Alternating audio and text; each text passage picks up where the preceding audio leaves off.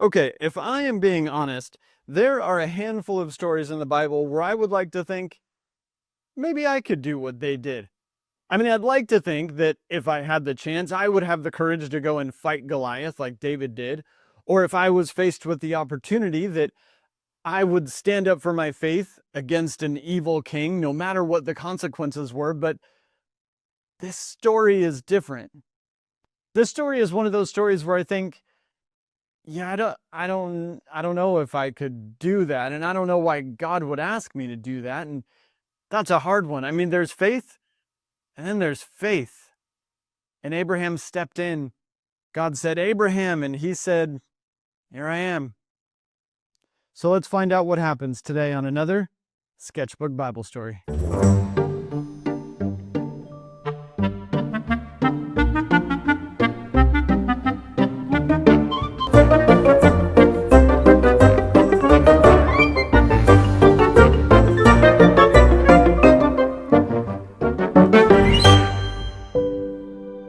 Genesis 22. God puts Abraham to the test. Sometime later, God put Abraham to the test. He said to him, "Abraham." "Here I am," Abraham replied. Then God said, "Take your son, your only son. He is the one you love. Take Isaac, go to Moriah. Give him to me there as a burnt offering. Sacrifice him on one of the mountains that I will tell you about." Early the next morning, Abraham got up. He put a saddle on his donkey. He took 2 of his servants and his son Isaac with him. He cut enough wood for the burnt offering. Then he started out for the place that God had told him about. On the 3rd day, Abraham looked up. He saw the place a long way off. He said to his servants, "Stay here with the donkey. The boy and I will go over there and worship, and then we'll come back to you." Abraham put the wood for the burnt offering on his son Isaac. He himself carried the fire and the knife. The 2 of them walked on together. Then Isaac spoke up. He said to his father Abraham, "Father." "Yes, my son," Abraham replied. "The fire and the wood are here," Isaac said, "but where is the lamb for the burnt offering?" Abraham answered, "God himself will provide the lamb for the burnt offering, my son." The 2 of them walked on together. They reached the place God had told Abraham about. There, Abraham built an altar.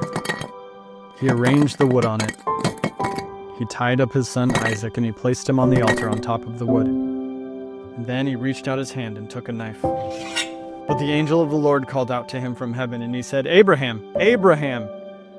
"Here I am," Abraham replied. "Do not lay a hand on the boy," he said. "Do not do anything to him. Now I know that you have respect for God. You have not held back from me your son, your only son." Abraham looked up, and there in the bush he saw a ram. It was caught by its horns. He went over and took the ram, and he sacrificed it as a burnt offering instead of his son.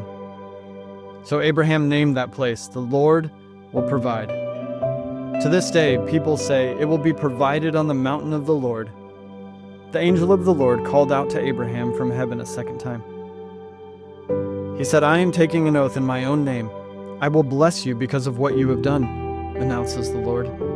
You have not held back your son, your only son. So I will certainly bless you. I will make your children after you as many as the stars in the sky. I will make them as many as the grains of the sand on the seashore. Your children will take over cities of their enemies. All nations on earth will be blessed because of your children. All of that will happen because you have obeyed me." Then Abraham returned to his servants. They started out together for Beersheba, and Abraham stayed in Beersheba.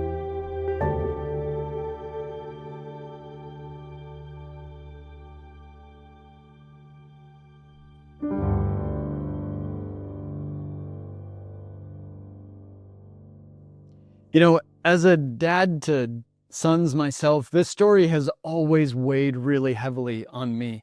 And I mentioned before that I tend to think about things that aren't in the Bible, and what those things must have been like. And this one in particular, the Bible says God called Abraham, and Abraham said, "Here I am." And God said, "Hey, I want you to do this insane task." And Abraham loaded up and off he went. But there had to be a middle point where Abraham was like, "God, this is my kid. This is my son. It's my boy." And God says, "Trust me with him." And man, I would say, a little faith goes a long way, but that's not a little faith. That is life-changing, world-changing faith. It's a pretty amazing story. And God took that faith and he blessed Abraham and he blessed Isaac and he changed generations because of one man's faith. Hey, I hope you enjoyed today's episode. Thanks so much for watching. We'll see you next time.